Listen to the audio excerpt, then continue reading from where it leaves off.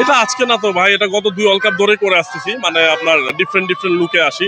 তো টিএসসি তে আসা হয় না, এবারে আর কি ওয়ার্ল্ড কাপের টিএসসি তে আর কি আসছি দেখার জন্য। ভাল লাগে করতে, কারণ আমি গ্যালারিতে বসে স্টেডিয়ামে দেখি যে অনেকজনই আর্ট করে আসে। তো আমার তো আর ওই ওয়ার্ল্ড কাপ দেখার সামর্থ্যটা নাই। তো আমি যখন টিএসসি তে এসে খেলা দেখতে বসি, আর্ট করে আসি, মনে হয় যে আমি গ্যালারিতে বসে স্টেডিয়ামেই খেলা দেখতেছি।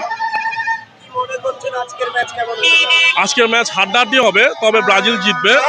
আমার প্রেডিকশন হচ্ছে আপনার, যদি নেইমার পুরো ম্যাচ খেলে তাহলে 3-2, আর নেইমার যদি পুরো ম্যাচ না খেলে তাহলে 2-1, ব্রাজিল জিতবে ইনশাল্লাহ।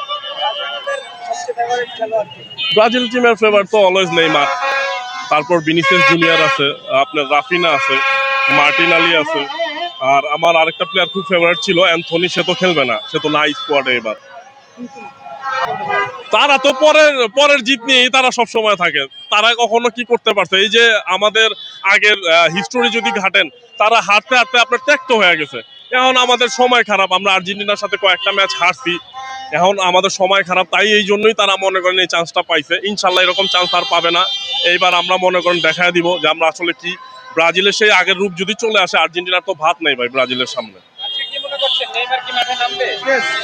আমার তো মনে হচ্ছে নামবে, আমি চাই নামুক, ও নামলে খেলাটা আরো ভালো হবে, কারণ নরওয়েতে হ্যালান্ড খেলে, নেইমার ছাড়া তো অনেকগুলো ম্যাচই খেললাম, এই ম্যাচটা নেইমারকে খুব দরকার। আমি এটাকে সবসময় সাম্বাই বলি।